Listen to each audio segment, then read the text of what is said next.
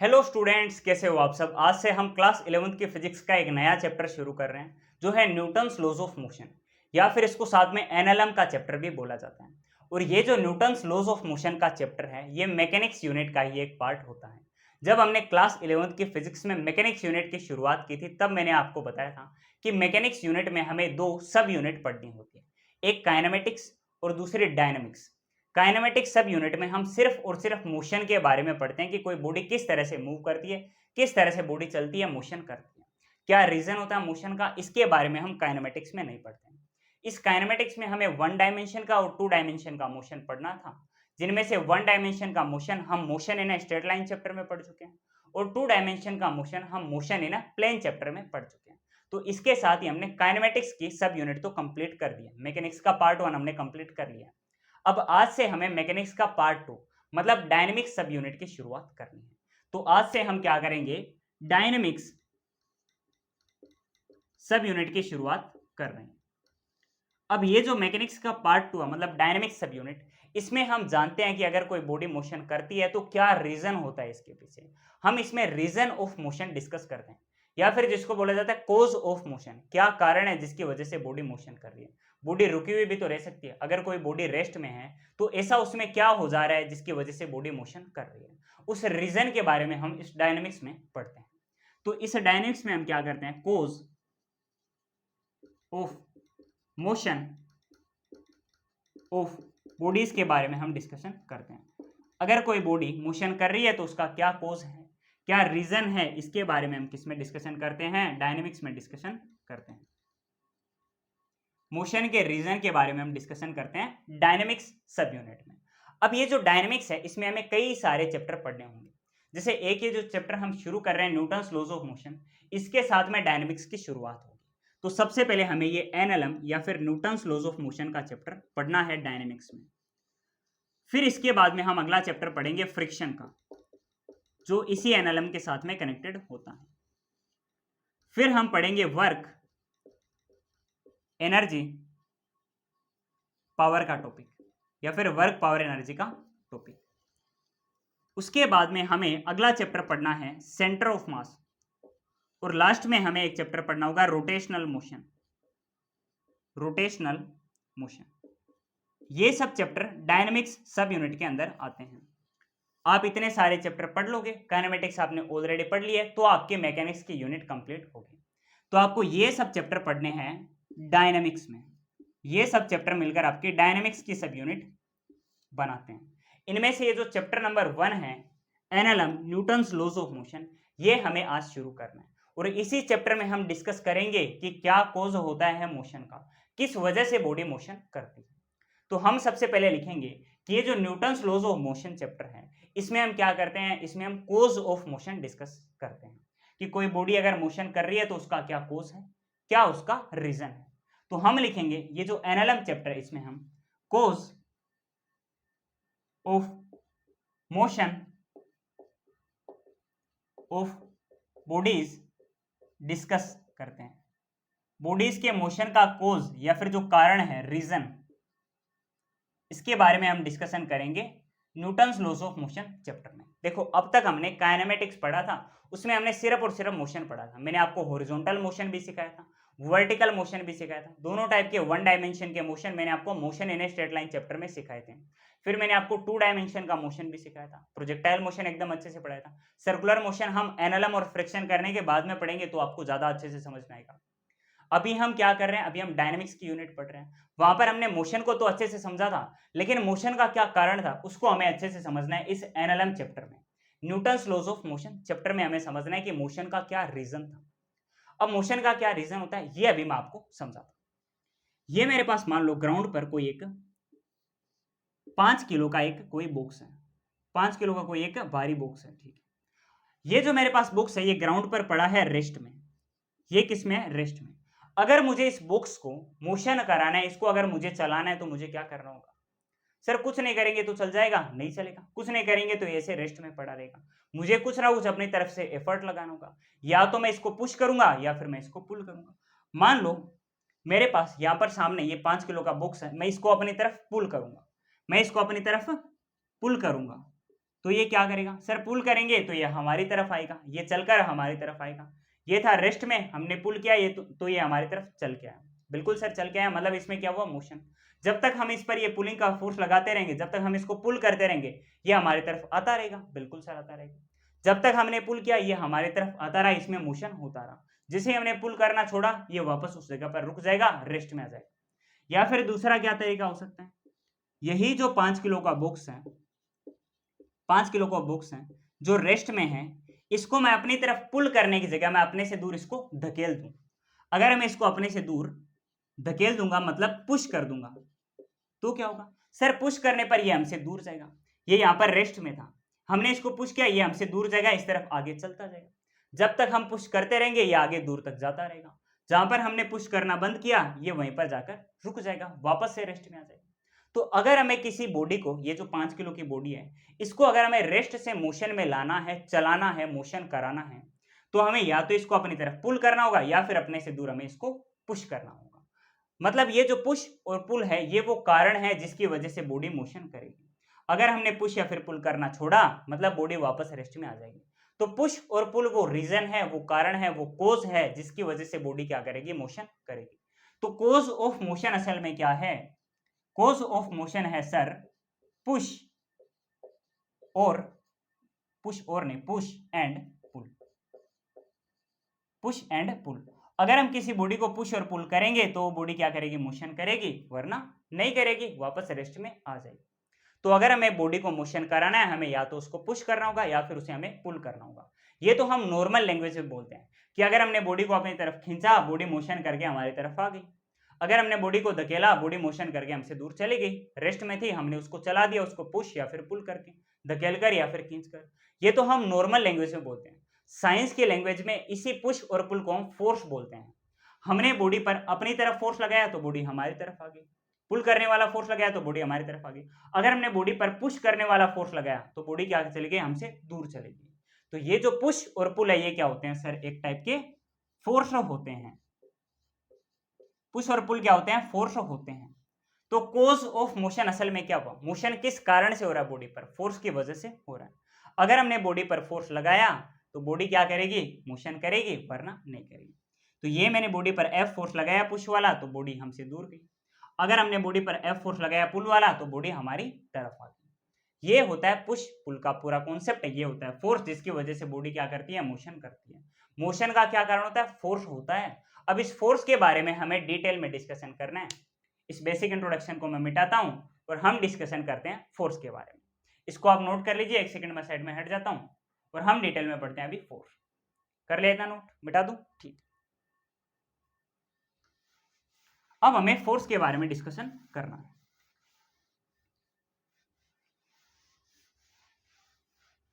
देखो, हर एक टीचर का एनएलएम चैप्टर पढ़ाने का अपना एक तरीका होता है। मेरा तरीका बाकी टीचर से थोड़ा सा डिफरेंट रहेगा और ये तरीका कुछ इस तरीके से रहेगा ना कि एनएलएम चैप्टर की हर एक टर्म को आपको मैं एकदम सिंप्लीफाइड वे में मोस्ट डिटेल में पढ़ाऊंगा और हर एक टाइप का क्वेश्चन इस चैप्टर से, चाहे वो थ्योरी का हो या फिर न्यूमेरिकल हो, आप एकदम इजीली उसको सोल्व कर दोगे।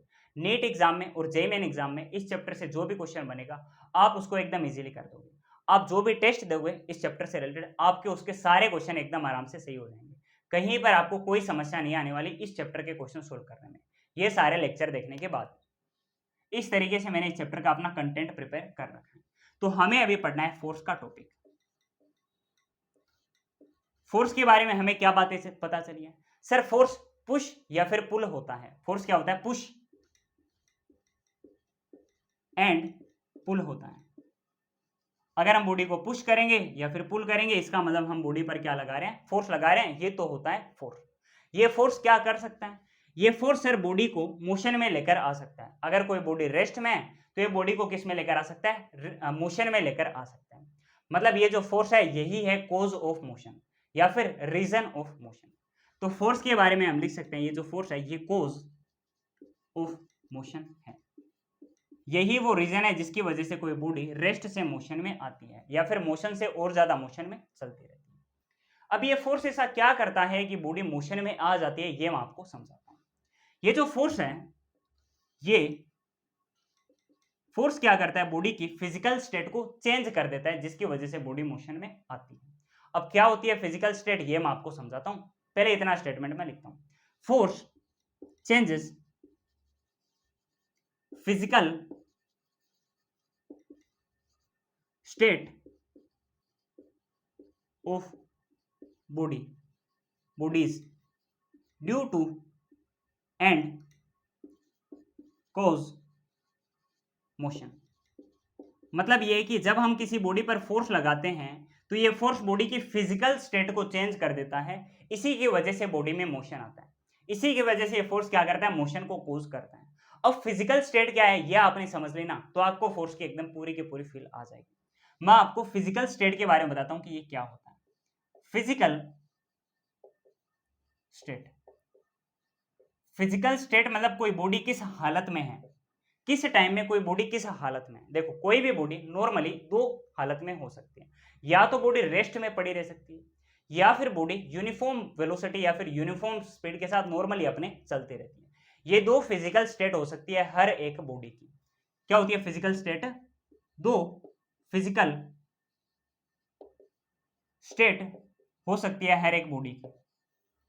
इनमें से सबसे पहले होती है स्टेट ऑफ रेस्ट। एक तो होती है रेस्ट की स्टेट, कोई बॉडी है ये रेस्ट में हो सकती है, जैसे ये ग्राउंड है, ग्राउंड पर ये मैंने कोई 5 किलो की एक कोई मैंने 5 किलो का कोई एक मास ले रखा है, या तो ये किस में हो सकता है, रेस्ट में हो सकता है, ये इसकी फिजिकल स्टेट है, ठीक। या फिर दूसरा क्या हो सकता है, स्टेट ऑफ यूनिफॉर्म या फिर कांस्टेंट मोशन। ये दो स्टेट हर एक बॉडी की हो सकती है। अब यूनिफॉर्म या फिर कांस्टेंट मोशन की स्टेट क्या होती है कि ये मेरे पास ग्राउंड पर कोई एक बॉडी है, मान लो 5 किलो की, ये मान लो v वेलोसिटी के साथ या फिर 5 मीटर पर सेकंड वेलोसिटी के साथ सीधे सीधे एक ही डायरेक्शन में अपने चलती जा रही है। इसका मतलब क्या है कि बॉडी यूनिफॉर्म वेलोसिटी के साथ या फिर यूनिफॉर्म मोशन के साथ, मतलब कांस्टेंट मोशन के साथ सीधे सीधे अपने चलती जा रही है। ये दो फिजिकल स्टेट हर एक बॉडी की हो सकती है।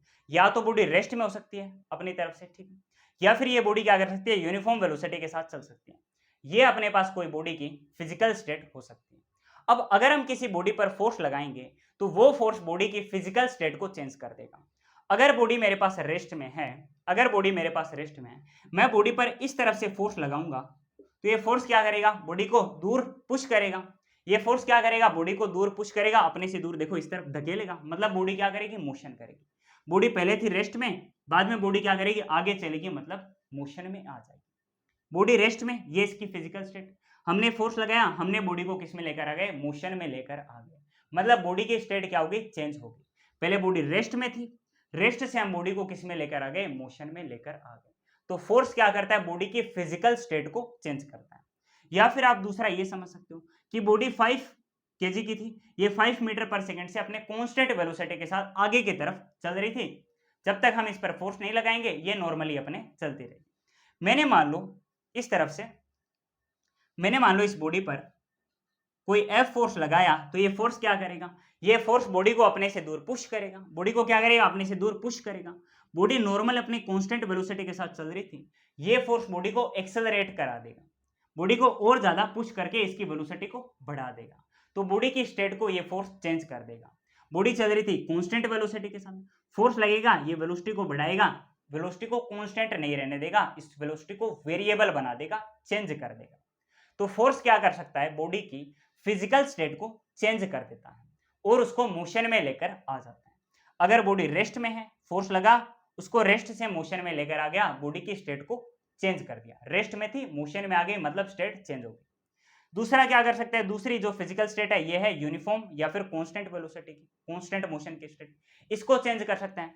बॉडी अपनी कांस्टेंट वेलोसिटी के साथ आगे चल रही थी, फोर्स लगाया, फोर्स ने बॉडी को एक्सेलरेट कर दिया, इसकी वेलोसिटी को चेंज कर दिया, मतलब बॉडी को ये मोशन में लेकर आ गया। मोशन में थी, इसको एक्सेलरेट करा दिया। तो फोर्स क्या करता है, ये फोर्स बॉडी की फिजिकल स्टेट को चेंज करता है और क्या करता है, मोशन को कोज करता है।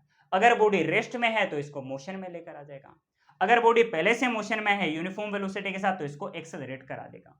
ये काम करता है फोर्स। समझ में आई ये बात। और अगर मैं कोई बॉडी मान लो इस तरह से चल रही है 5 मीटर पर सेकंड के साथ, इस पर मैं इस तरफ फोर्स लगाता तो क्या होता? ये फोर्स बॉडी मान लो सामने से आ रही है, इस तरफ फोर्स ये ऐसे लगता, बॉडी को रोक देता, मोशन में चल रही बॉडी को स्टॉप कर देता, रेस्ट में लेकर आ जाता। तो फोर्स क्या करेगा? फोर्स बॉडी की फिजिकल स्टेट को चेंज करेगा। अगर कोई बॉडी चल रही है तो इसको रोक सकता है, रुकी हुई बॉडी को चला सकता है। ये होता है फोर्स। आपको फोर्स की फील आई होगी। क्या करता है फोर्स? फोर्स बॉडी की फिजिकल स्टेट को चेंज करता है। क्या करता है? फिजिकल स्टेट को चेंज करता है। फिजिकल स्टेट दो टाइप की, एक स्टेट ऑफ रेस्ट है, दूसरी स्टेट ऑफ यूनिफॉर्म मोशन है। अगर बॉडी रेस्ट में है, फोर्स लगा के हम बॉडी को चला देंगे। अगर बॉडी यूनिफॉर्म मोशन या फिर कांस्टेंट वेलोसिटी के साथ में चल रही है, तो ये क्या करेगा? बॉडी को या तो एक्सेलरेट करा देगा या फिर इसका रिटार्डेशन करा के इसकी वेलोसिटी को कम भी कर सकते हैं। अगर हमने इस तरफ फोर्स लगाया, या तो वेलोसिटी को डिक्रीज करा देगा या फिर बॉडी को एकदम से ही रोक देगा। समझाऊंगा अभी डिटेल में आपको। ये काम कर सकता है फोर्स। समझ में आपको इतनी बात? बिल्कुल सर, समझ में आ गई। ये जो फोर्स है, इसकी आपको एसआई यूनिट बता देता हूं मैं, अगर नहीं पता तो। इसकी एसआई यूनिट होती है न्यूटन। एसआई यूनिट क्या होती है? न्यूटन होती है। इसको भी आप साथ में याद रख लेना। रख लोगे याद? हाँ सर, रख लेंगे। अब मैं आपको ये जो फिजिकल स्टेट है इसके बारे में और डिटेल में बताता हूं कि फोर्स ये जो है ये फिजिकल स्टेट को किस तरह से चेंज करेगा। और डिटेल में बताता हूं कि फोर्स फिजिकल स्टेट को किस तरह से चेंज करेगा। आज के लेक्चर में हमें बेसिक इंट्रोडक्शन पढ़ना है और ये लेक्चर थोड़ा बड़ा रहेगा। लास्ट तक जाते जाते मैं आपको इक्विलिब्रियम कैसे से क्वेश्चन कराऊंगा ना कि आपको मजा आ जाने वाला। कई सारे क्वेश्चन तो नीट में भी आए हुए प्रीवियस ईयर में, वो आपको पहले लेक्चर में मिल जाएंगे। तो अभी हमें देखना है how force changes physical state. Force जो है ये फिजिकल स्टेट को कैसे चेंज करेगा। देखो, हमारे पास जो बॉडी है ये सबसे पहली बात तो स्टेट ऑफ रेस्ट में होती है। किसमें होती है? स्टेट ऑफ रेस्ट में होती है। अगर मेरे पास ये कोई बॉडी है, ये कोई बॉडी है, मान लो मेरे पास कोई एक 10 किलो का मास है, ये रेस्ट में है, इस पर मैंने इस तरफ फोर्स लगाया, इस तरफ मैंने इस पर फोर्स लगाया, तो ये फोर्स क्या करेगा? बॉडी को चला देगा, अपने से दूर इस तरफ पुश करेगा और बॉडी अपनी रेस्ट से मोशन में आ जाएगी। बॉडी क्या कर लेगी? रेस्ट से मोशन में आ जाएगी। हमने इस पर फोर्स लगाया, बॉडी चलने लग जाएगी कुछ ना कुछ वेलोसिटी के साथ में। तो बॉडी थी रेस्ट में, हमने बॉडी को चला दिया, तो हमने बॉडी पर फोर्स लगाया, तो फोर्स ने फिजिकल स्टेट चेंज करके बॉडी को मोशन करा दिया। ये तो सबसे पहला स्टेट ऑफ रेस्ट को किस तरह से चेंज किया फोर्स ने। दूसरा स्टेट ऑफ मोशन भी था, state of uniform motion. State of uniform motion. अब ये मेरे पास कोई एक 10 किलो की कोई बॉडी है, 10 किलो की कोई एक बॉडी है जो मान लो 10 मीटर पर सेकंड से आगे की तरफ चल रही है। 10 मीटर पर सेकंड से आगे की तरफ चल रही है। अब अगर मैं इस बॉडी पर इसी तरफ फोर्स लगा दूंगा, फोर्स एफ, तो ये फोर्स एफ क्या करेगा? ये फोर्स एफ बॉडी आगे चल रही थी, इसको और आगे की तरफ पुश करेगा, मतलब बॉडी की वेलोसिटी को बढ़ा देगा। ये फोर्स क्या करेगा? ये फोर्स क्या करेगा? बॉडी यूनिफॉर्म मोशन कर रही थी, बिल्कुल सर, यूनिफॉर्म मोशन कर रही थी। ये क्या करेगा? फोर्स इस बॉडी को स्पीड अप करा देगा, स्पीड अप, या फिर एक्सेलरेट करा देगा, एक्सेलरेट करा देगा। सर कैसे कराएगा? बताता हूं कैसे कराएगा। हमने बॉडी को 10 मीटर पर सेकंड से नॉर्मली अपने कांस्टेंट वेलोसिटी के साथ चलाया था, यूनिफॉर्म मोशन कराया था। हमने जैसे ही बॉडी पर फोर्स लगाया, फोर्स बॉडी को और ज्यादा इस तरफ पुश करेगा। बॉडी एक तो आगे की तरफ चल रही थी, फोर्स हमने उसी डायरेक्शन में लगाया, तो फोर्स क्या करेगा? बॉडी को इसी तरफ पुश करेगा, मतलब ये फोर्स बॉडी को और ज्यादा वेलोसिटी के साथ चलाएगा। तो पहले ये वेलोसिटी थी, फोर्स ने और ज्यादा वेलोसिटी बढ़ा दी, मतलब बॉडी की वेलोसिटी या फिर स्पीड को इस फोर्स ने इंक्रीज करा दिया, मतलब बॉडी को क्या करा दिया? फोर्स ने स्पीड अप करा दिया। स्पीड अप का मतलब भी तो ये हुआ है कि बॉडी क्या हो गई है? एक्सेलरेट हो गई है। बॉडी के पास क्या आ चुका है? एक्सेलरेशन आ चुका है इस फोर्स की वजह से। दूसरा केस क्या हो सकता है? ये अपने पास 10 किलो की बॉडी है, क्या है? 10 किलोग्राम की बॉडी है जो 10 मीटर पर सेकंड से आगे की तरफ चल रही थी, यूनिफॉर्म मोशन कर रही थी। ठीक, अब हमने फोर्स ऑपोजिट डायरेक्शन में लगा दिया है, इस तरफ हमने फोर्स इस तरफ लगा दिया। अब सुनो मेरी बात, बॉडी मेरे सामने इस तरफ आ रही थी, मैंने बॉडी पर फोर्स इसके जस्ट ऑपोजिट डायरेक्शन में लगाया। मतलब मैं क्या करूंगा? बॉडी सामने से आ रही है, मैं बॉडी को रोकने वाला फोर्स लगाऊंगा। अगर मैंने फोर्स बहुत ज्यादा लगा दिया तो बॉडी क्या कर जाएगी? रुक जाएगी। बॉडी क्या करेगी? एक तो case number 1, body at rest में आ जाएगी, बॉडी कम्स एट रेस्ट, बिल्कुल बॉडी क्या कर जाएगी, रेस्ट में आ जाएगी। या फिर हमने फोर्स बहुत ज्यादा नहीं लगाया तो हमने बॉडी की जो वेलोसिटी थी, जो स्पीड थी जिसके साथ बॉडी आ रही थी, उसको हमने थोड़ा सा कम कर दिया। बॉडी 10 मीटर पर सेकंड से आगे की तरफ आ रही थी, हमने फोर्स लगाया पर थोड़ा कम लगाया, तो बॉडी क्या करेगी, थोड़ी धीरे हो जाएगी, उस वेलोसिटी के साथ में आगे नहीं चल पाएगी। तो हमने बॉडी को और क्या कर दिया, हमने बॉडी को स्पीड डाउन कर दिया। तो फोर्स क्या कर सकता है, बॉडी की फिजिकल स्टेट को चेंज कर देता है। अगर बॉडी रुकी हुई है तो फोर्स लग के इसको चला सकता है, ठीक है। अगर बॉडी चल रही है तो या तो इसको रोक सकता है, बिल्कुल, या फिर इसको एक्सेलरेट कर सकता है, मतलब स्पीड अप, या फिर इसको क्या कर सकता है, रिटार्ड कर सकता है, मतलब इसके वेलोसिटी को कम करा सकता है, स्पीड डाउन करा सकता है। समझ में आ रही है बात। या फिर यही जो फोर्स है ना, ये इतना ज्यादा लग जाए, इतना ज्यादा लग जाए कि 10 मीटर पर सेकंड है ये जो वेलोसिटी, ये बॉडी को सिर्फ रोके ना, ये सिर्फ रोके ना, फोर्स इतना ज्यादा लग जाए कि बॉडी 10 मीटर पर सेकंड से हमारी तरफ आ रही है, हमने फोर्स लगाया वो इतना ज्यादा लगा दिया, इतना ज्यादा पुश कर दिया कि बॉडी कहां तो हमारी तरफ आ रही थी 10 मीटर पर सेकंड से, कहां फोर्स लगने के बाद बॉडी पीछे की तरफ चलने लग जाए, मतलब बॉडी की डायरेक्शन को ही चेंज कर दे, बॉडी के मोशन की। या और क्या कर सकता है, चेंज डायरेक्शन ऑफ मोशन। समझ में आ रही है बात। तो सुनो मेरी बात, फोर्स क्या करता है, बॉडी की फिजिकल स्टेट को चेंज करता है। अगर बॉडी रेस्ट में है तो इसको मोशन करा सकता है। अगर बॉडी यूनिफॉर्म वेलोसिटी के साथ मोशन कर रही है तो फोर्स क्या कर सकता है, फोर्स या तो बॉडी को एक्सेलरेट कर सकता है, मतलब उसकी वेलोसिटी या फिर स्पीड को बढ़ा सकता है, या फिर स्पीड डाउन कर सकता है, स्पीड को कम कर सकता है, या फिर बॉडी को एकदम से रोक ही सकता है, या फिर रोके ना, उसको एकदम ऑपोजिट डायरेक्शन में ही चलाते हैं, बॉडी के मोशन की डायरेक्शन को ही चेंज करते हैं। ये काम कर सकता है फोर्स। इस तरह से फोर्स क्या करता है, फिजिकल स्टेट को चेंज करके बॉडी को मोशन में लाता है। तो फोर्स का काम क्या है, फोर्स का काम है ये मोशन को कोज करता है। तो हमने जो काइनेमेटिक्स में पढ़ा था मोशन, वो मोशन असल में किसकी वजह से होता है, इसी फोर्स की वजह से होता है। इसी फोर्स की वजह से बॉडी क्या करती है, मोशन करती है। समझ में आई ये बात, हाँ सर समझ में आ गई। अब हमें एक बड़ा ही इंपॉर्टेंट टॉपिक पढ़ना है, वो होता है इनर्शिया। इनर्शिया के बारे में भी हम पढ़ेंगे, पहले आप ये फोर्स नोट करो, फिर हम आगे बढ़ते हैं, इनर्शिया के बारे में डिस्कशन करते हैं। कर लिया इतना सब कुछ नोट। अब हमें इनर्शिया के बारे में पढ़ना है। देखो फोर्स क्या करता है, किसी भी बॉडी की फिजिकल स्टेट को चेंज करता है, ये हमने जाना है। लेकिन यहां पर एक और क्वेश्चन आपके मन में आया होगा कि सर हमें फोर्स की जरूरत क्यों पड़े, कोई बॉडी अपने आप से अपनी फिजिकल स्टेट को चेंज नहीं कर सकती? नहीं कर सकती है। क्यों नहीं कर सकती है? क्योंकि हर एक बॉडी के अंदर एक प्रॉपर्टी होती है जिसकी वजह से बॉडी अपनी खुद की स्टेट को चेंज करने का विरोध करती है कि नहीं भाई, मैं खुद से अपनी स्टेट को चेंज नहीं कर सकती, मुझे फोर्स की जरूरत पड़ेगी, फोर्स लगा तो स्टेट चेंज हो जाएगी, वरना मैं खुद से तो अपनी स्टेट को चेंज करने से रही। क्यों नहीं करूंगी? मैं अपनी स्टेट को इसलिए चेंज नहीं करूंगी क्योंकि मेरे अंदर एक प्रॉपर्टी है जिसको बोलते हैं इनर्शिया। हर एक बॉडी के अंदर अपनी खुद की एक प्रॉपर्टी होती है जिसको बोला जाता है इनर्शिया।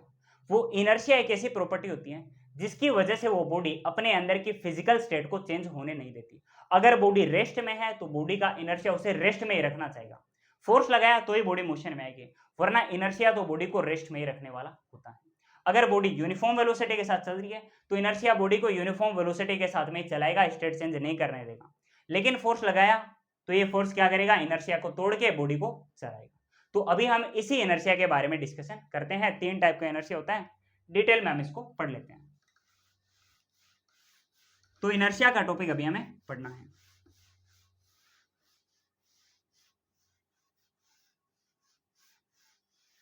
हेडिंग डालेंगे इनर्शिया।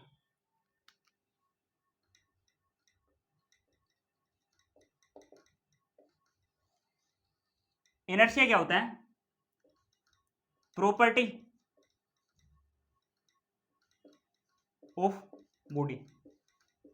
ये हर एक बॉडी की या फिर हर एक ऑब्जेक्ट की प्रॉपर्टी होती है, उसकी खुद की प्रॉपर्टी होती है। और ये एक ऐसी प्रॉपर्टी होती है जिसकी वजह से बॉडी अपनी स्टेट में चेंज होने का विरोध कर रही है कि भाई मेरी स्टेट खुद से मैं चेंज नहीं कर सकती। बॉडी अपने आप से अपनी फिजिकल स्टेट को चेंज नहीं होने दे सकती। ऐसी जो प्रॉपर्टी है बॉडी की उसे हम क्या बोलते हैं, इनर्शिया बोलते हैं। तो इनर्शिया बॉडी की एक ऐसी प्रॉपर्टी है जिसकी वजह से बॉडी अपनी स्टेट में चेंज या फिर फिजिकल स्टेट में चेंज का विरोध करती है, उसको ओपोज करती है। आप इसके बारे में लिखेंगे, inertia is a property of body या फिर object due to which body opposes any change in its physical state मतलब इनर्शिया बॉडी की एक ऐसी प्रॉपर्टी है जिसकी वजह से बॉडी अपनी फिजिकल स्टेट, जो रेस्ट की या फिर यूनिफॉर्म मोशन की हो सकती है, उस फिजिकल स्टेट में चेंज होने का विरोध करती है। बॉडी अपनी फिजिकल स्टेट में होने वाले किसी भी चेंज का विरोध करती है। ऐसी जो प्रॉपर्टी है बॉडी की, उसे हम क्या बोलते हैं? इनर्शिया बोलते हैं। इनर्शिया के हिंदी में नाम होता है जड़त्व। सुना होगा जो हिंदी मीडियम वाले स्टूडेंट है उन्होंने। ये जो इनर्शिया है ये एक नॉन मेजरेबल क्वांटिटी या फिर नॉन फिजिकल क्वांटिटी होती है। ये मैंने आपको बताया था जब मैं आपको पढ़ा रहा था यूनिट एंड मेजरमेंट वाला टॉपिक। तो पहले आप साथ में ये भी लिख लीजिए कि ये जो इनर्शिया है ये नॉन फिजिकल क्वांटिटी होती है। कैसी क्वांटिटी होती है? नॉन फिजिकल क्वांटिटी होती है। पहले मैं आपको इनर्शिया को और ज्यादा डिटेल में समझा देता हूं, फिर ये फिजिकल नॉन फिजिकल के बारे में बात करेंगे। इनर्शिया प्रॉपर्टी ऑफ बॉडी या फिर object due to which body opposes any change in its physical state. Body अपनी फिजिकल स्टेट में चेंज का विरोध करती है। जैसे ये मेरे पास ग्राउंड पर कोई एक 5 किलो का कोई मेरे पास एक कोई बहुत बड़ा सारा बॉल है। 5 किलो का कोई बॉल नहीं होता, चलो हम बोल देते हैं 5 किलो का मेरे सामने कोई एक पत्थर है।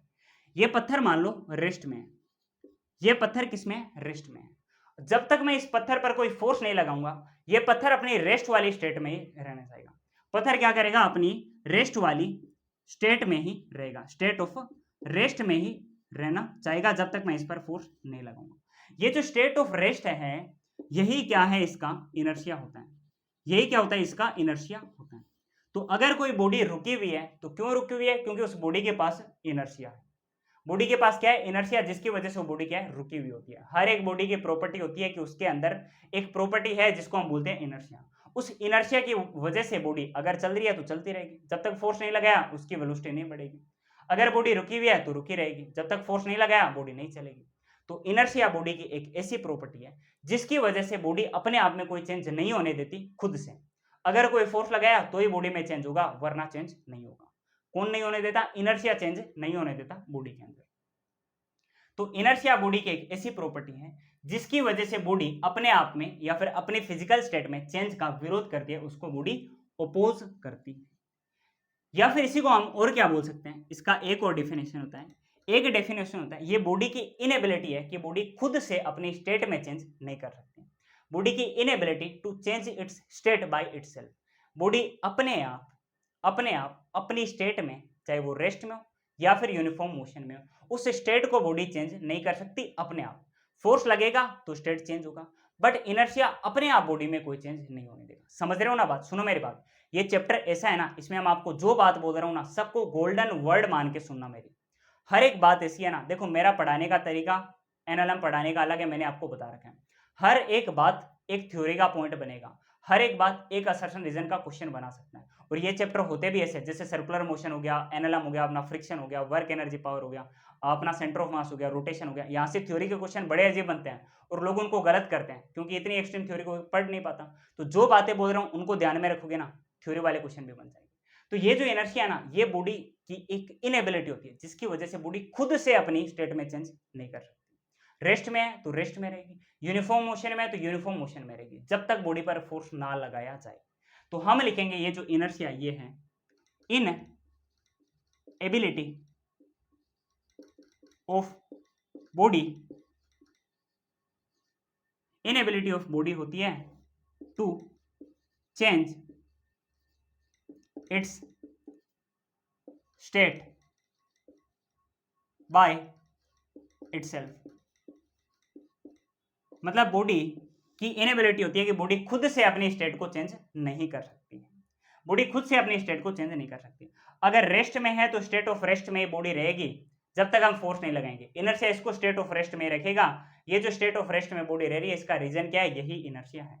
अगर बॉडी ये 5 किलो की बॉडी है, ये 5 मीटर पर सेकंड के साथ में अगर चल रही है, क्या कर रही है बॉडी? यूनिफॉर्म मोशन कर रही है, तो ये इनर्शिया क्या करेगा? इनर्शिया इसको यही स्टेट ऑफ यूनिफॉर्म मोशन में रखेगा, यही स्टेट ऑफ यूनिफॉर्म मोशन में रखेगा। ना तो इसको रुकने देगा, ना ही इसकी वेलोसिटी बढ़ने देगा, ना ही घटने देगा। जब तक फोर्स नहीं लगाएंगे ना ये बॉडी रुकेगी ना ये बॉडी अपनी स्पीड बढ़ाएगी ना घटाएगी ना डायरेक्शन चेंज करेगी, ऐसे ही चलती रहेगी। इनर्शिया बॉडी को अपनी ही हालत में रखना चाहता है। इनर्शिया बोलता है कि भाई जिस हालत में हो पड़े रहो, जैसे भी जियो जीते रहो, जिस हालत में हो वैसे पड़े रहो, अगर रुके हुए हो रुके रहो, फोर्स आएगा खुद तुम्हें चलाएगा, अगर चल रहे हो जैसे चल रहे हो वैसे चलते रहो, फोर्स आएगा खुद तुम्हें रोकेगा, खुद तुम्हारी स्पीड को बढ़ाएगा।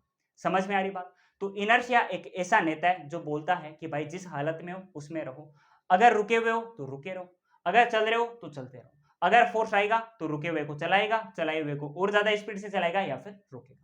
तो इनर्शिया बॉडी की एक ऐसी प्रॉपर्टी है जो बॉडी की स्टेट में किसी भी प्रकार के चेंज का विरोध करता है, उसको अपोज करता है। ये बात मैंने 20 बार से ज्यादा बार आपके सामने बोल दिया है, अब तक को आपके माइंड में ये कॉन्सेप्ट अच्छे से आ गया होगा। अब ये इनर्शिया कितने टाइप का होता है इसके बारे में बात करते हैं। अच्छा, इससे पहले एक और बात, ये जो इनर्शिया ये क्या है कि नॉन फिजिकल क्वांटिटी है। नॉन फिजिकल क्वांटिटी है मतलब can not be measured. Inertia को मेजर नहीं किया जा सकता। इनर्शिया देखो, जब मैं आपको यूनिट एंड मेजरमेंट वाला चैप्टर पढ़ा रहा था तब मैंने आपको बताया था कि इनर्शिया एक नॉन फिजिकल क्वांटिटी होती है या फिर नॉन मेजरेबल क्वांटिटी होती है। मतलब एक ऐसी क्वांटिटी जिसका पता नहीं लगाया जा सकता कि यार इसकी न्यूमेरिकल वैल्यू कितनी है। हम बोलते हैं ये बॉडी ये रुकी हुई है, क्यों रुकी हुई है? क्योंकि इसके पास इनर्शिया कितना है, 5 किलो है, 10 किलो, कितना इनर्शिया है? पता नहीं भाई कितना है, पता नहीं कितना है। अगर आपको नहीं पता ना इनर्शिया कितना है, तभी तो वही तो सीधी सी बात है कि इनर्शिया क्या है। इनर्शिया एक नॉन मेजरेबल या फिर नॉन फिजिकल क्वांटिटी है। इनर्शिया को डायरेक्टली मेजर कभी भी नहीं किया जा सकता। अगर आपको बोला जाए कि यार इस बॉडी के अंदर इनर्शिया है ना, हाँ भाई है इनर्शिया, तभी तो ये अपने स्टेट में रहना चाहती है, बिल्कुल इनर्शिया। वो इनर्शिया की वैल्यू क्या है भाई, मेरे को नहीं पता इनर्शिया की वैल्यू क्या है। इनर्शिया को सीधा सीधा मेजर नहीं किया जा सकता। इनर्शिया क्या एक नॉन फिजिकल क्वांटिटी है या फिर नॉन मेजरेबल क्वांटिटी है, और इसीलिए ये एक यूनिटलेस एंड डायमेंशनलेस क्वांटिटी होती है। डायमेंशनलेस क्वांटिटी होती है मतलब इनर्शिया की ना तो कोई यूनिट होती है ना कोई डायमेंशन होती है। अब यहाँ पर ना कुछ स्टूडेंट एक आर्ग्यूमेंट करते हैं कि सर इसकी यूनिट होती है, जो मास की होती है वही यूनिट इसकी होती है। समझाऊंगा अभी, नहीं होती है। इनर्शिया एक यूनिटलेस और डायमेंशनलेस क्वांटिटी होती है। अब इसकी यूनिट क्यों नहीं होती है, डायमेंशन क्यों नहीं होती है, इसका मैं आपको रीजन बताऊंगा। अगर आप इसको मेजर ही नहीं कर सकते है ना, मेजर ही नहीं कर सकते, तो आपका आंसर आपको किस यूनिट में मिलेगा? कोई यूनिट में नहीं मिलेगा। सीधा सा समझ जाओ, कोई यूनिट है ही नहीं। समझ में आ रही है बात? अब देखो मैं आपको एक बात समझाता हूँ, और चीज समझाता हूँ। हमारे पास ये जो इनर्शिया ना, इसको हम डायरेक्टली मेजर नहीं कर सकते, बट हम इसको इनडायरेक्टली मेजर कर सकते हैं। Inertia can be measured indirectly. Inertia can be measured indirectly. हम इनडायरेक्ट तरीके से इनर्शिया को मेजर कर सकते हैं। कैसे? By measuring mass. By measuring mass. By measuring mass हम मास को मेजर करके इनर्शिया का आइडिया लगा सकते हैं, बता सकते हैं कि इनर्शिया कितना है। अगर हमें किसी बॉडी का मास पता है, कोई दो बॉडी का मास हमें पता है, तो हम आपस में कंपेयर कर सकते हैं कि किसका इनर्शिया ज्यादा है किसका कम है। एक्चुअल वैल्यू इनर्शिया की नहीं बता सकते। By measuring mass we can compare inertia of bodies. हम मास को मेजर करके इनर्शिया कंपेयर कर सकते हैं अलग अलग बॉडीज का। अलग अलग बॉडीज का हम मास को कंपेयर करके, मास को मेजर करके इनर्शिया को कंपेयर कर सकते हैं, और कोई तरीका इनर्शिया को मेजर करने का नहीं है। तो इनर्शिया एक नॉन फिजिकल क्वांटिटी है, इसको अपने आप से मेजर नहीं किया जा सकता, इसकी वैल्यू आप नहीं बता सकते। बस इनर्शिया को आप कंपेयर कर सकते हो, किसकी हेल्प से? मास की हेल्प से। अगर आपको कोई भी 2-3 बॉडी का मास पता है तो आप बता सकते हो किसमें इनर्शिया ज्यादा है किसमें कम है, कितनी वैल्यू है ये नहीं बता सकते। अगर आपको वैल्यू ही नहीं पता है तो आप नहीं बता पाओगे इसकी यूनिट क्या है। अब कई स्टूडेंट यहाँ पर पता है आर्ग्यूमेंट क्या करते हैं कि सर आप अगर मास को मेजर करके इनर्शिया के बारे में बता सकते हो तो मास की यूनिट किलोग्राम होती है, तो सर इनर्शिया की किलोग्राम क्यों नहीं हो सकती? वो इसलिए नहीं हो सकती कि आप मास की वजह से इनर्शिया का सिर्फ और सिर्फ आइडिया लगाते हो, एक्चुअल वैल्यू नहीं बताते हो। समझ में आ रही है बात? समझ में आ रही है बात? तो आप मास की हेल्प से इनर्शिया का सिर्फ और सिर्फ आइडिया लगाते हो कि जिसका मास ज्यादा उसका इनर्शिया ज्यादा। मास वाली यूनिट इसको मत दो, ठीक है ना। अब मास के हेल्प से इनर्शिया को ऐसे बोला जाता है ना कि यार ये काम तो कर रहे हो, साथ में ये काम मत थोपो मुझ पर। उसी तरीके से अब मास की हेल्प से इनर्शिया को मेजर तो कर रहे हो, इसका आइडिया तो लगा रहे हो। इसका मतलब ये नहीं कि मास की यूनिट भी आप इनर्शिया को साथ में चिपका दो। समझ रहे हो मेरी बात? हाँ सर समझ रहे हो। तो एक काम करते हैं, हम कंपेयर करते हैं इनर्शिया को मास की हेल्प से। इसको आप लिख लेना। तो हमारे पास मान लो दो बॉडी है, ये हमारे पास कोई एक बॉडी ए है जिसका मास है मान लो 70 kg, और हमारे पास कोई दूसरी बॉडी बी है जिसका मास है मान लो 100 kg। ये दो हमारे पास बॉडी है, इनका हमें क्या करना है, विच हैज मोर इनर्शिया, ये हमें बताना है। किसके अंदर ज्यादा इनर्शिया है ये हमें बताना होगा। ऐसे हमें कंपेयर करना है कि कौन सी बॉडी में ज्यादा इनर्शिया होता है। ऐसे क्वेश्चन नहीं पूछे जाते, बट यह आपके कॉन्सेप्ट बिल्डिंग के काम आते हैं। तो देखो इनर्शिया जो होता है, इनर्शिया ये मास के डायरेक्टली प्रोपोर्शनल होता है, मास के डायरेक्टली प्रोपोर्शनल होता है। इनर्शिया की वैल्यू मास के बराबर नहीं होता है, ये मास के डायरेक्टली प्रोपोर्शनल होता है। अगर किसी बॉडी का मास ज्यादा होगा, इसका मतलब उस बॉडी में इनर्शिया भी क्या होगा, ज्यादा होगा। अगर किसी बॉडी का मास ज्यादा तो उसका इनर्शिया भी ज्यादा। अगर किसी बॉडी का मास ज्यादा मतलब उसका इनर्शिया भी ज्यादा। ए और बी में कौन ज्यादा भारी है, किसका ज्यादा है मास, सर बी का मास ज्यादा है। एम बी मतलब mass of B is greater than mass of A. इसका मतलब इनर्शिया भी बी का ज्यादा होगा ए से। इनर्शिया किसका किससे ज्यादा होगा, बी का ए से ज्यादा होगा, बिकॉज बी ए से ज्यादा हेवी है। बी का जो मास है ये ए से ज्यादा है। तो आपको क्या करना होता है, इनर्शिया की आप एक्चुअल वैल्यू नहीं बता सकते, बट आप इनर्शिया का आइडिया लगा सकते हो कौन सी बॉडी का ज्यादा है कौन सा कम है। जिसका मास ज्यादा उसका इनर्शिया ज्यादा, जिसका मास कम उसका इनर्शिया कम। और इनर्शिया जो है ये यूनिटलेस डायमेंशनलेस क्वांटिटी होती है, याद रख लेना। रख लोगे याद, हाँ सर रख लेंगे। अब ये इनर्शिया कितने टाइप का होता है ये टॉपिक मैं आपको पढ़ाऊंगा, पहले आप इसको नोट कीजिए, फिर हम आगे बढ़ते हैं इनर्शिया के बारे में और ज्यादा डिस्कशन करते हैं। कर लिया था नोट, बढ़े आगे, ठीक है। पोज कर लेना, नोट कर लेना आप इसको। अब हम टाइप ऑफ इनर्शिया के बारे में डिस्कशन करेंगे कि ये जो इनर्शिया है भाई साहब ये कितने टाइप का होता है।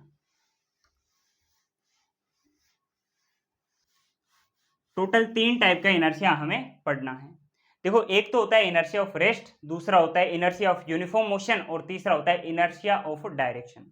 अभी अभी मैंने आपको इनर्शिया पढ़ाया। इनर्शिया क्या होता है, ये बॉडी की एक ऐसी प्रॉपर्टी होती है जिसकी वजह से बॉडी खुद से अपनी स्टेट को चेंज नहीं कर पाती, या फिर बॉडी अपनी स्टेट में चेंज को अपोज करती है। या फिर मैंने इसकी अल्टरनेटिव क्या डेफिनेशन बताई थी, ये होती है inability of body to change its state by itself. ये बॉडी की खुद से अपनी स्टेट को चेंज करने की इनएबिलिटी होती है। अगर हम बॉडी पर फोर्स लगाएंगे तो ही बॉडी की स्टेट चेंज होगी, अगर फोर्स नहीं लगाएंगे तो अपने आप बॉडी खुद अपनी स्टेट को चेंज नहीं कर सकती। यही क्या होता है इनर्शिया। अब यही इनर्शिया 3 टाइप का, एक इनर्शिया ऑफ मोशन, एक इनर्शिया ऑफ रेस्ट, दूसरा इनर्शिया ऑफ यूनिफॉर्म मोशन, और तीसरा inertia of direction. Inertia of rest होता है ये बॉडी की अपनी रेस्ट वाली स्टेट को खुद से चेंज करने की इनएबिलिटी होती है। इनर्शिया ऑफ यूनिफॉर्म मोशन क्या होता है, बॉडी की अपनी यूनिफॉर्म मोशन वाली स्टेट को खुद से चेंज करने की इनएबिलिटी होती है। अगर बॉडी यूनिफॉर्म मोशन में है तो यूनिफॉर्म मोशन में ही चलेगी, अगर हम कोई फोर्स नहीं लगा रहे हैं तो बॉडी खुद से अपनी यूनिफॉर्म मोशन वाली स्टेट को चेंज नहीं कर पाएगी, फोर्स लगाएंगे तो ही स्टेट चेंज होगी। अच्छा, इनर्शिया ऑफ डायरेक्शन क्या है, बॉडी जिस डायरेक्शन में चल रही है उसी डायरेक्शन में चलती रहेगी, अपने आप अपनी डायरेक्शन को बॉडी चेंज नहीं कर सकती।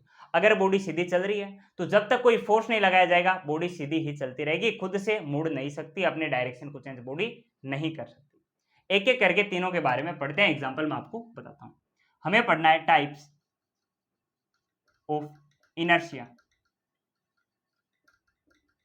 इनर्शिया कितने टाइप के, 3 टाइप के होते हैं। कितने टाइप के, 3 टाइप के होते हैं। सबसे पहले inertia of rest, inertia of rest. फिर उसके बाद में सेकंड नंबर पर inertia of uniform motion, uniform motion, और तीसरा inertia of direction, inertia of direction, direction का इनर्शिया। अच्छा, एक एक करके तीनों को पढ़ते हैं। इनर्शिया ऑफ रेस्ट क्या है, इनर्शिया ऑफ रेस्ट ये है कि बॉडी अपनी रेस्ट वाली स्टेट को चेंज करने में अनेबल होती है। मतलब ये जो इनर्शिया ऑफ रेस्ट है ये होता है बॉडी की inability to change its state of rest by itself. Body खुद से अपनी रेस्ट वाली स्टेट को चेंज करने में अनेबल होती है, ऐसी प्रॉपर्टी बॉडी का इनर्शिया ऑफ रेस्ट होता है। तो वो इनर्शिया जिसकी वजह से बॉडी अपनी रेस्ट वाली स्टेट को चेंज ना कर पाए वो क्या है, रेस्ट का इनर्शिया होता है। तो इसके बारे में आप लिखेंगे inability of body to change its state of rest by itself। मतलब बॉडी का खुद से स्टेट ऑफ रेस्ट को चेंज करने में इनएबिलिटी जो है उसे हम क्या बोलते हैं, इनर्शिया ऑफ रेस्ट बोलते हैं। ये होता है inability of body to change state of rest by itself. Body की खुद से रेस्ट वाली स्टेट को चेंज करने की इनएबिलिटी क्या होता है, इनर्शिया ऑफ रेस्ट होता है। इसी तरीके से बॉडी के द्वारा खुद से अपनी स्टेट ऑफ यूनिफॉर्म मोशन को चेंज करने में जो इनएबिलिटी होती है उसे हम इनर्शिया ऑफ यूनिफॉर्म मोशन बोलते हैं। यूनिफॉर्म मोशन वाली जो स्टेट है उसको चेंज करने में बॉडी की इनएबिलिटी क्या होती है, इनर्शिया ऑफ यूनिफॉर्म मोशन होती है। तो इसके बारे में हम लिखेंगे, ये है inability of body to change its state of uniform motion by itself। ये बॉडी की खुद से अपनी यूनिफॉर्म मोशन की स्टेट को चेंज करने की इनएबिलिटी होती है। और इनर्शिया ऑफ डायरेक्शन क्या होती है, ये होता है inability of body to change its direction by itself। ये बॉडी की खुद से अपनी डायरेक्शन को चेंज करने की इनएबिलिटी होती है। समझ में आ गई, तीनों के तीनों इनर्शिया आपको समझ में आ गए। अब आपसे ना एग्जाम में कई बार ये तीनों इनर्शिया से क्वेश्चन पूछे जाते हैं थ्योरी के, इनके एग्जाम्पल आपसे पूछे जाते हैं कि इनर्शिया ऑफ रेस्ट का क्या एग्जांपल है। आपको कुछ एक दो एग्जांपल दिए होंगे क्वेश्चन के अंदर और आपसे पूछा जाएगा कि एग्जांपल इनर्शिया ऑफ रेस्ट का है, इनर्शिया ऑफ यूनिफॉर्म मोशन का है या फिर इनर्शिया ऑफ डायरेक्शन का है। एक एक करके अभी तीनों के एग्जांपल समझ लेते हैं। इनर्शिया ऑफ रेस्ट के आपने कई सारे एग्जांपल देखे होंगे, यूट्यूब पर इसको लेकर हजारों एक्सपेरिमेंट बने हुए हैं। जैसे सबसे पॉपुलर इसका एक एग्जांपल होता है वो होता है कॉइन, ग्लास और कार्डबोर्ड वाला एक एक्सपेरिमेंट, जिसमें हम क्या करते हैं, ग्लास पर एक हम रखते हैं कार्डबोर्ड को और कार्डबोर्ड पर हम एक कॉइन को, एक सिक्के को रख देते हैं। फिर अचानक से हम फोर्स लगा के उस कार्डबोर्ड को खींचते हैं तो कॉइन उस ग्लास में गिर जाता है इनर्शिया ऑफ रेस्ट की वजह से। अब ये इनर्शिया ऑफ रेस्ट का एग्जांपल कैसे है ये मैं आपको समझाता हूं। हम क्या करते हैं, एक ग्लास में, ये ग्लास, इसके ऊपर हम क्या करते हैं, कार्डबोर्ड को रख देते हैं। ये मैंने बनाया ग्लास, ग्लास पे हम क्या कर देते हैं, एक कार्डबोर्ड को रख देते हैं। ये मैंने एक कार्डबोर्ड इसके ऊपर रख दिया और हम इस कार्डबोर्ड पर एक सिक्के को, एक कॉइन को रख देते हैं। और अब जैसे ही हम कुछ फोर्स लगा के इस कार्डबोर्ड को खींचेंगे, मान लो मैं कुछ एफ फोर्स लगा के इस कार्डबोर्ड को खींचूंगा तो मैंने फोर्स कहां पर लगाया, इस कार्डबोर्ड पर लगाया। कैसा फोर्स लगाया, मैंने तेज फोर्स लगाया। अचानक से मैंने इस कार्डबोर्ड को ये खींच लिया। क्या कर लिया मैंने, ये इस तरह से मैंने इसको खींच लिया। जैसे ही मैंने कार्डबोर्ड को तेजी से खींचा तो ये जो अपने पास कॉइन है इस पर तो कोई फोर्स नहीं लगा, बिकॉज मैंने कार्डबोर्ड पे फोर्स लगाया, तेजी से फोर्स लगाया तो कार्डबोर्ड पर तो फोर्स लगा, ये तो आ गया। बट कॉइन रेस्ट में था, इस पे कोई फोर्स नहीं लगा, तो इसका इनर्शिया इसको रेस्ट में ही रखना चाहेगा। तो कॉइन इसी जगह पे रहना चाहेगा जिसको हमने कार्डबोर्ड पर रखा था। कार्डबोर्ड हट गया बट कॉइन रेस्ट की वजह से इसी जगह पर रहना चाहेगा, ये यहीं पर रखेगा। अब हवा में थोड़े रहेगा, ग्रेविटी इसको नीचे लेकर आ जाएगी और ये कॉइन गिर जाएगा इस ग्लास में। कई जगह देखा होगा आपने ये एक्सपेरिमेंट। इसको मैं थोड़ा सा और आगे बढ़ाता हूं। अगर यही फोर्स मैं तेजी से ना लगाकर एकदम धीरे धीरे, कि चलो कार्डबोर्ड को हटाते हैं, ये धीरे धीरे करके एकदम आराम से मैं इसको हटाता हूं, तो ये जो कार्डबोर्ड है इसके साथ में कॉइन भी यहां से कार्डबोर्ड के साथ में आ जाता है। ये कॉइन फिर नीचे नहीं गिरता। क्यों नहीं गिरता, क्योंकि अगर मैं धीरे धीरे फोर्स लगाता ना तो ये फोर्स कार्डबोर्ड के साथ में इस कॉइन पर भी लगता। फिर अगर फोर्स लगता तो कॉइन का इनर्शिया थोड़ी होता, फिर ये फोर्स इस कॉइन के इनर्शिया को ब्रेक करके इसे रेस्ट से मोशन में लेकर आ जाता। ये कॉइन यहां से आगे चलते रहता। तो अगर हम फोर्स को फास्ट लगाएंगे तो फोर्स लगेगा सिर्फ और सिर्फ कार्डबोर्ड पर, कॉइन इनर्शिया ऑफ रेस्ट की वजह से नीचे गिर जाएगा। अगर हम फोर्स लगाएंगे एकदम धीरे धीरे तो अपने पास कार्डबोर्ड के साथ में इस कॉइन पर भी फोर्स लगेगा और कार्डबोर्ड और कॉइन दोनों एक साथ आगे की तरफ आ जाएंगे, फिर कॉइन इस क्लास में नहीं गिरेगा। ये एक्सपेरिमेंट नंबर 1, एग्जांपल नंबर 1 है। ये तो हो गया एग्जांपल नंबर 1। एग्जांपल नंबर 2 एकदम आसान, आपने देखा होगा हमारे घरों में जब दिवाली के टाइम घर की सफाई करते हैं उस टाइम कई सारे कंबल को, रजाई को, इन सबको साफ करते हैं। तो उनमें से जो डस्ट पार्टिकल को हम किस तरह से निकालते हैं, हम सर झाड़ू की या फिर लकड़ी की जोर से मारते हैं उन कंबल पर और उनसे डस्ट पार्टिकल नीचे गिर जाते हैं। ये भी इनर्शिया ऑफ रेस्ट का ही एक एग्जांपल होता है। कैसे होता है, जब हम कंबल पर लकड़ी की मारते हैं, लकड़ी की उस पर जोर से स्ट्राइक करते हैं तो क्या होता है सर, डस्ट के पार्टिकल नीचे गिर जाते हैं। किस वजह से गिरते हैं, बताता हूं किस वजह से गिरते हैं। जब हम लकड़ी की मारते हैं, लकड़ी की स्ट्राइक करते हैं उस कंबल पर, तो असल में कंबल पर हम लकड़ी की मारते हैं, उस पर फोर्स लगाते हैं तो कंबल थोड़ा आगे की तरफ चला जाता है। जैसे लकड़ी की लगती है कंबल आगे की तरफ चला जाता है। पर जो डस्ट पार्टिकल है, हमने तेजी से लगाया फोर्स, तेजी से हमने लकड़ी की मारी तो कंबल तो आगे चला गया, पर जो डस्ट पार्टिकल है वो रुके हुए रहते हैं, वो रेस्ट में होते हैं और उनका जो इनर्शिया वो उनको रेस्ट में रखना चाहते हैं। बिकॉज हम फोर्स लगाते हैं कंबल पर, वो फोर्स डस्ट पार्टिकल पर नहीं लगता है। तो डस्ट पार्टिकल रेस्ट में ही होते हैं और उनका इनर्शिया उनको रेस्ट में ही रखना चाहता है, जिसकी वजह से वो अपनी जिस जगह पर होते हैं उसी जगह पर रहना चाहते हैं और फोर्स लगाते हैं कंबल आगे चला जाता है, डस्ट पार्टिकल उसी जगह पर रहना चाहते हैं। मतलब डस्ट पार्टिकल हवा में, हवा में मतलब ग्रेविटी उनको नीचे खींच लेगी और वो गिर जाएंगे जमीन पर।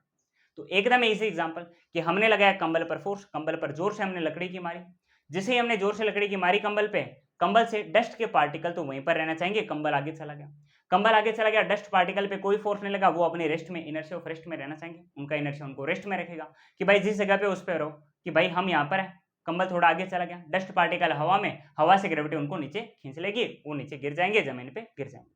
तो इस तरह से कंबल और की सफाई होती है, यहाँ पर भी फिजिक्स है, इनर्शिया ऑफ रेस्ट है। अगर हम धीरे धीरे कंबल पर टच करते, जस्ट टच करते, मारते नहीं जोर जोर से, तो क्या होता, तो कंबल भी आगे जाते, डस्ट पार्टिकल भी आगे जाते। समझ में आ रही है बात। अगर धीरे धीरे फोर्स लगाएं तो कंबल पर भी लगेगा, डस्ट पर भी लगेगा। जोर से फोर्स लगाएंगे तो सिर्फ कंबल पर लगेगा, डस्ट पर नहीं लगेगा। समझ रहे हो। तो जितनी जोर से कंबल पर मारोगे उतने ज्यादा डस्ट पार्टिकल नीचे गिरेंगे। समझ में आ गई बात। काम आएगा आगे महीने डेढ़ महीने में, दिवाली है, ठीक है। ओके, एग्जाम्पल नंबर 3 के बारे में बात करते हैं। एग्जाम्पल नंबर 3 है बस का। जब हम बस या फिर ट्रेन से ट्रेवल करते हैं तो अचानक से जब बस शुरू होती है तो क्या होता है सर, चक्कर आते हैं, हम पीछे की तरफ गिरने वाले हो जाते हैं, होता है ना। हाँ होता है सर, बताता हूँ क्यों होता है, इसके पीछे भी फिजिक्स है। ये ग्राउंड पर फिजिक्स, ग्राउंड पर फिजिक्स नहीं, सॉरी, बस, हाँ, ये जो बस है ग्राउंड पर किस में है, रेस्ट में है, और इसके अंदर हम बैठे हैं। बस के अंदर कौन बैठा है, हम बैठे हैं, मतलब हम भी रेस्ट में, क्योंकि बस रुकी हुई है तो हम भी रुके हुए। अब जैसे ही बस अचानक से चलेगी, बस अचानक से जब चलेगी तो क्या होगा सर, बस के साथ में कनेक्टेड हमारे पैर है, हमारे पैर भी चलेंगे। तो क्या हम पूरे नहीं चलेंगे, रुको जरा, सबर करो, पूरी बात ध्यान से सुनो। जैसे ही बस चलेगी, अचानक से चलेगी, तो हमारे पैर बस के साथ कनेक्टेड है, हमारे पैर भी आगे की तरफ चलेंगे। लेकिन जैसे ही बस शुरू हुई ना, अचानक कुछ समय के लिए हमारे सिर्फ और सिर्फ पैर जो बस के साथ कनेक्टेड है यही बस के साथ चलेंगे। जो जिस फोर्स के साथ में बस चल रही है ना, वो फोर्स सिर्फ और सिर्फ बस के साथ कनेक्टेड हमारे पैरों तक ही पहुंचेगा, हमारे पैर ही आगे की तरफ चलेंगे। हमारी कमर से ऊपर का जो पोर्शन है, ऊपर से हमारी जो बॉडी है, वहां तक फोर्स कुछ देर के लिए नहीं पहुंच पाएगा। अगर फोर्स वहां तक कुछ देर के लिए नहीं पहुंच पाएगा तो हमारे पैर को तो फोर्स मिला, वो आगे की तरफ चल गए, लेकिन ऊपर की बॉडी को कोई फोर्स नहीं मिला। ऊपर से जो बॉडी है वो रेस्ट में थी और बॉडी का जो इनर्शिया है वो उसको रेस्ट में रखना चाहेगा। तो अपनी पैरों से जो बॉडी है वो तो आगे की तरफ चल दी क्योंकि बस चल दी, फोर्स क्योंकि बस के साथ कनेक्टेड है, तुरंत पैरों में पहुंच गया तो पैर तो आगे चल दिए। ऊपर से बॉडी के पास कोई फोर्स नहीं है, बिल्कुल सर फोर्स नहीं है, क्योंकि फोर्स अचानक से पूरी बॉडी में नहीं पहुंचा। तो अगर ऊपर से कोई फोर्स नहीं है, रेस्ट में थी हमारी बॉडी ऊपर से, तो रेस्ट में रहना चाहेगी क्योंकि इसका इनर्शिया इसको रेस्ट में रखना चाहिए। तो हमारी बॉडी ऊपर से रेस्ट में, जिस जगह से है वहीं पे रहना चाहिए। लेकिन बस आगे की तरफ चल दी तो पैर थोड़े आगे चल जाते हैं, पैर थोड़े आगे चले जाते हैं, लेकिन ऊपर से जो बॉडी है वो उसी जगह पर रहना चाहती है। तो हम थोड़े इस तरह से टेढ़े हो जाते हैं, पीछे की तरफ हो जाते हैं, उसी इनर्शिया की वजह से। बस क्योंकि आगे चलती है, पैर आगे हमारे चल देते हैं बस के साथ, लेकिन बॉडी उसी जगह पर रहती है, तो हम पीछे की तरफ थोड़े इस तरह से झुक जाते हैं। अगर सीट पर बैठे होते हैं तो पीछे की तरफ ऐसे झुक जाते हैं, और अगर खड़े होते हैं तो कई बार गिर तक जाते हैं, देखा होगा आपने। ये भी इनर्शिया ऑफ रेस्ट का एग्जाम्पल होता है। तो बस क्या करेगी, जैसे फोर्स लगाया बस आगे की तरफ चल दी, बस के साथ कनेक्टेड हमारे पैर वो भी तुरंत चल दिए, लेकिन कुछ देर के लिए ऊपर वाली जो हमारी बॉडी है, पूरी बॉडी में वो फोर्स नहीं पहुंचेगा। तो ऊपर से जो हमारी बॉडी है वो इनर्शिया ऑफ रेस्ट की वजह से रुकी रहेगी। अगर वो बॉडी ऊपर से रुकी रहेगी तो क्या होगा, हमारी जो बॉडी है वो इस तरह से पीछे हो जाएगी, गिरने वाली हो जाएगी। ये है इनर्शिया ऑफ रेस्ट का तीसरा एग्जाम्पल। एक और एग्जाम्पल मैं आपको बताता हूं जहां से थ्योरी के क्वेश्चन कई बार आते हैं। एग्जाम्पल ये है कि अगर हम किसी, मान लो हमारे कमरे का जो दीवार है, हमारे कमरे की जो ऊपर वाली छत है, वहां से मान लो हम क्या करें, एक रस्सी को लटका दें। एक रस्सी को लगाकर हम उसे कोई एम मास लगा दें। ये मान लो कोई फिक्स सपोर्ट है, जैसे कमरे की छत है, हमने कमरे की छत से किसी एक रस्सी को लगाया या फिर किसी एक डोरी को लगाया, और हम क्या करेंगे, इससे कोई एम मास लटका देंगे। इसको हमने बोला स्ट्रिंग ए, रस्सी ए या फिर डोरी ए। और हम क्या करेंगे, इस m मास से एक दूसरी रस्सी भी लगा देंगे, एक दूसरी रस्सी भी इससे बांध देंगे। तो हम छत से एक रस्सी बांध के m मास को इस रस्सी से लटका देंगे, ठीक है। और फिर हम इस m मास से दूसरी रस्सी b को हम लटका देंगे या फिर इसे बांध देंगे। आपसे पूछा जाएगा कि अगर मैं यहाँ पर ग्राउंड पर खड़ा खड़ा इस दूसरी रस्सी को अचानक से इस तरह से खींचूंगा, अचानक से दूसरी रस्सी को खींचूंगा, तो आप मेरे को बताओ रस्सी बी पहले टूटेगी या फिर रस्सी ए पहले टूटेगी? अगर मैं तेजी से रस्सी बी को खींचूंगा, और अगर धीरे खींचूंगा तो कौन सी रस्सी पहले टूटेगी? आप मेरे को बताओ, which string will break firstly? कौन सी जो स्ट्रिंग है ये पहले ब्रेक करेगी? आप मेरे को ये बताओ। सुनो मेरी बात आप ध्यान से। हम क्या कर रहे हैं, यहाँ पर इनर्शिया ऑफ रेस्ट पढ़ रहे हैं। अगर हम अचानक से लगाएंगे फोर्स, अगर हम अचानक से फोर्स लगाएंगे तो ये जो फोर्स है हमने किस पर लगाया? रस्सी बी पर लगाया। किस पर लगाया? रस्सी बी पर लगाया है। और हमारे पास ये पूरा सिस्टम क्या है, इसमें एक रस्सी बी है, एक रस्सी ए है। जैसे हमने रस्सी बी पर फोर्स लगाया तो ये पूरा का पूरा फोर्स एकदम शुरुआत में रस्सी बी में होगा, धीरे धीरे करके फिर ये रस्सी ए में पहुंचेगा। अगर हमने फर्स्ट लगाया फोर्स तो ये किस में होगा? रस्सी बी में, और धीरे धीरे करके रस्सी ए में पहुंचेगा। तो अगर पहले ये फोर्स बी में है और हम अगर फर्स्ट खींच रहे हैं इस तरह से रस्सी को एकदम से ऐसे, तो क्या करेगा? पहले रस्सी बी टूटेगा। अगर आपको बिलीव नहीं है तो आप ये एक्सपेरिमेंट करके देख सकते हो। समझ रहे हो मेरी बात? अगर आप एक रस्सी से कोई मास बांधोगे, नीचे दूसरी रस्सी लगाओगे और दूसरी रस्सी को आप अचानक से तेजी से खींचोगे तो सिर्फ और सिर्फ नीचे वाली रस्सी पहले टूटेगी। लेकिन अगर आप एकदम धीरे धीरे धीरे धीरे धीरे धीरे एकदम इसको खींच रहे हो तो पहले रस्सी ए टूटेगी, क्योंकि जो हम फोर्स लगा रहे हैं धीरे धीरे वो बी और ए दोनों में पहुंचेगा, एकदम बराबर बराबर पहुंच जाएगा। और ये जो रस्सी ए है ये ऊपर से पहले टूटेगी, ये जो रस्सी ए है ये ऊपर से पहले टूटेगी। तो आपसे ये वाले एक्सपेरिमेंट पर बेस्ड ये वाले एक्सपेरिमेंट पर बेस्ड थ्योरी का क्वेश्चन हर बार टेस्ट में पूछा जाता है एनएलएम के चैप्टर से। ये थ्योरेटिकल क्वेश्चन है, असर्शन रीजन में या फिर स्टेटमेंट में आपसे पूछा जा सकता है। तो आपको याद रखना है, अगर आप एकदम धीरे धीरे इस रस्सी बी को खींचोगे तो पहले रस्सी ए टूटेगी, ठीक। अगर आप फर्स्ट तरीके से खींच रहे हो, फर्स्ट एकदम तेजी से खींच रहे हो, अचानक से इस तरह से खींच लिया तो रस्सी बी पहले टूटेगी। समझ रहे हो मेरी बात? ठीक है। तो अगर सडनली पुल कर रहे हो या फिर खींच रहे हो तो क्या करेगा? स्ट्रिंग बी पहले ब्रेक करेगा, और अगर स्लोली खींच रहे हो तो क्या करेगा? स्ट्रिंग ए पहले ब्रेक करेगा। समझ गए मेरी बात? तो अगर एकदम धीरे धीरे खींच रहे हो तो पहले रस्सी ए ब्रेक करेगा, अगर फर्स्ट खींच रहे हो तो पहले रस्सी बी ब्रेक करेगा। समझ गए मेरी बात? हाँ सर समझ गए, ठीक। तो ये मैंने आपको इनर्शिया ऑफ रेस्ट के सारे एग्जांपल समझा दिए हैं। इनर्शिया ऑफ रेस्ट के मैंने आपको सारे के सारे एग्जांपल समझा दिए। अब वापस सुनो मेरी बात, मैं आपको इनर्शिया ऑफ यूनिफॉर्म मोशन का एग्जांपल बताता हूं। इसका एग्जांपल है वही बस वाला एग्जांपल। किसका एग्जांपल? वही बस वाला एग्जांपल। ये मैंने बनाई एक बस, मिनी बस की तरह ये आपको लग रही होगी। इसके अंदर मान लो हम बैठे हैं, चलो मान लिया बैठे ही होते हैं ना बस के अंदर, और ये बस मान लो कुछ वेलोसिटी v के साथ में आगे की तरफ चल रही है। हम एक चलती हुई बस के अंदर बैठे हैं, तो बस चल रही है, बस के साथ में हम भी चल रहे हैं। सुनो मैं आपको एकदम शुरुआत से पूरा केस इनर्शिया ऑफ रेस्ट से लेकर बताता हूँ। इनर्शिया ऑफ रेस्ट में जब हमने बस वाला एक्सपेरिमेंट देखा था तब मैंने आपको बताया कि जब बस एकदम रुके हुए टाइम से चलनी शुरू होगी, रुकी हुई बस अचानक से चलेगी तो शुरुआत के लिए क्या होगा? हमारे पैर तो चलेंगे, लेकिन कुछ देर के लिए, माइक्रो सेकंड के लिए हमारी बॉडी जो ऊपर है वहां तक फोर्स पूरा नहीं पहुंचेगा, तो हमारी बॉडी थोड़ी सी देर बाद चलेगी, जिसकी वजह से हम थोड़े पीछे हो जाते हैं इनर्शिया ऑफ रेस्ट की वजह से। तो हम थोड़े पीछे हो जाते हैं और हमारी बॉडी आगे से चल जाती है, लेकिन धीरे धीरे हम एडजस्ट कर जाते हैं 1 सेकंड के अंदर अंदर ही। जैसे हम एडजस्ट कर जाएंगे फिर जैसे जैसे बस चलेगी, बस के साथ में हम चलते रहेंगे, बढ़िया शानदार लाइफ चल रही है। अब चलते बस अचानक से रुक गई, अचानक से बस रुक गई या फिर बस ने ब्रेक मारे तो क्या होगा? तो सर हम थोड़े आगे की तरफ इस तरह से आ जाते हैं, गिरने वाले हो जाते हैं। क्यों होते हैं इसका मैं आपको रीजन बताता हूं। अगर हम चलती बस अचानक से ब्रेक मारेगी, मतलब बस रुकी, ठीक है, अगर चलती बस अचानक से रुकी तो बस के साथ में हमारे पैर भी रुक गए। हमारे पैर तो रुक गए, पैर तो रुक गए, लेकिन अब ये जो हमारी बॉडी ऊपर से है ये तो v वेलोसिटी के साथ में आगे की तरफ चल रही थी ना। बस शुरुआत में v के साथ चल रही तो हमारी पूरी बॉडी भी v के साथ चल रही, यूनिफॉर्म मोशन कर रही, ठीक है, यूनिफॉर्म मोशन कर रही। हमने फोर्स लगाया, हमने ब्रेक अप्लाई किया, हमने बस को रोका, तो वो जो फोर्स है हमारे पैरों तक तो पहुंच गए, क्योंकि पैर बस के सीधे कॉन्टेक्ट में है, लेकिन कुछ माइक्रो सेकंड के लिए हमारी ऊपर वाली बॉडी तक वो फोर्स नहीं पहुंचेगा। तो हमारी जो बॉडी ऊपर से, कमर से ऊपर से जो हमारी बॉडी है वो उसी v वेलोसिटी के साथ माइक्रो सेकंड के लिए चलती रहेगी। तो पैर तो उसी जगह पर रुक गए, जाम हो गए, लेकिन जो हमारी ऊपर से बॉडी है वो आगे की तरफ चलती रही और हम थोड़े आगे फिर भी हो गए। तो हमारे पैर तो उसी जगह पर रुके हुए, लेकिन हम थोड़े आगे हो गए। पैर रुके हुए, हम थोड़े आगे हो गए ऊपर। समझ में आ रही बात? तो इसलिए अगर रुकी हुई बस अचानक चलती है, हम थोड़े पीछे हो जाते हैं। अगर चलती हुई बस अचानक रुकती है तो हम थोड़े पीछे, थोड़े आगे की तरफ हो जाते हैं। समझ में आ रही है बात? ये इनर्शिया ऑफ यूनिफॉर्म मोशन का एग्जांपल होता है। तो बॉडी पर जब तक फोर्स नहीं लगाएंगे, बॉडी जैसे चल रही है वैसे चलना चाहिए। अगर यूनिफॉर्म मोशन कर रही है तो करना चाहिए। जैसे हमने फोर्स लगाया, वो हमारे पैरों तक तो पहुंच गया, लेकिन ऊपर की बॉडी पर नहीं पहुंचा, तो ऊपर वाली बॉडी पर कोई फोर्स नहीं पहुंचा, तो वो जैसे चलना चाह रही थी वैसे चलेगी, आगे की तरफ चलेगी, हम थोड़े आगे हो जाएंगे। लेकिन फिर क्या होगा, पूरी बॉडी में फोर्स पहुंच जाएगा और हम भी रुक जाएंगे, एडजस्ट कर जाएंगे। तीसरा inertia of direction. Inertia of direction का एग्जांपल ये देखो, मैं आपको बताता हूं। ये मान लो कोई सीधी सड़क है, सीधी सड़क है, आगे जाकर मान लो ये इस तरह से मुड़ रही है। सीधी सड़क आगे जाकर मान लो इस तरह से मुड़ रही है, और हम क्या कर रहे हैं, सीधी सड़क में अपनी कोई गाड़ी चला रहे हैं, मोटर गाड़ी चला रहे हैं, इसमें मान लो हम बैठे हैं और हमारे साथ में कोई और भी बैठा है। हम बैठे हैं, हमारे साथ में कोई और भी बैठा है, और हमारी गाड़ी v वेलोसिटी के साथ एकदम सीधे सीधे चल रही है।